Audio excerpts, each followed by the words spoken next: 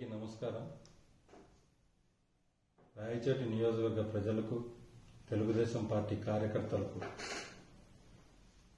ఈరోజు మన ప్రియతమ ముఖ్యమంత్రి నారా చంద్రబాబు నాయుడు గారి పర్యటన రాయచోటి నియోజకవర్గంలో ఉంది. నేను మీటింగ్కు రాలేదని చాలా మంది రకరకాల పోస్టింగ్లు పెడుతున్నారు ఫేస్బుక్లో. వాస్తవంగా మీటింగ్కు రావాల్సింది. జాబితాలో కలెక్టర్ గారు ఇచ్చిన జాబితా 64 మందిలో గాని 30 మందిలో గాని నా పేరు లేకపోవడం వల్ల నేను మీటింగ్కు రాలేకపోయాను. ఆ విషయం పార్టీ దృష్టికి తీసుకెళ్లాను. పల్లారి శ్రీనివాసరావు గారు నాతో మాట్లాడారు. ఖచ్చితంగా నన్ను వచ్చి కలవమని చెప్పారు. నేను వెళ్లి కలుస్తాను.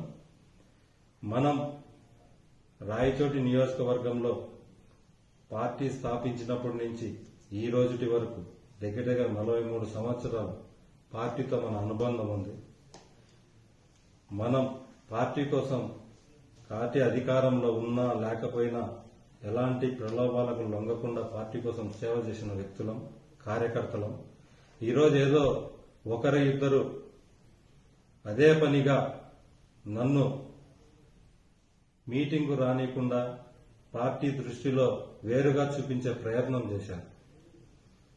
కానీ నేను అలా చాలా ఏళ్ళ నుంచి చాలా మంది ప్రయత్నం చేస్తున్నారు, కానీ అది వీలు కాదు. మేము పార్టీకి నమ్మకంగా పనిచేసే కార్యకర్తలం.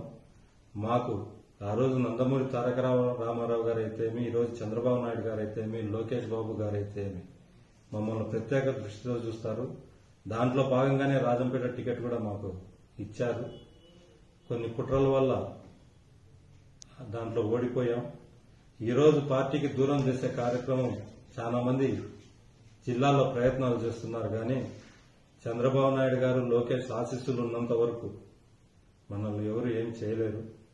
దయచేసి తెలుగుదేశం కార్యకర్తలకు నేను మరొకసారి విన్నవించుకుంటున్నా. ఆవేశంతో పార్టీకి వ్యతిరేకంగా ఎలాంటి పోస్టింగ్లు దయచేసి పెట్టద్దండి. నా శ్రేయస్సు కోరుకునే వారైతే అస్సలు పెట్టద్దండి. మీకు మరొకసారి చెప్తున్నాను, ఇది పార్టీ తప్పిదం కాదు. లోకల్ గా ఉండే కొంతమంది చేసిన కారణం వల్లే ఈరోజు నేను మీటింగ్కు పోలేదు. అంతే తప్ప వేరే కారణాలు ఏమీ లేవు. దయచేసి ఎవరే గాని సోషల్ మీడియాలో పోస్టింగ్లు పెట్టద్దండి.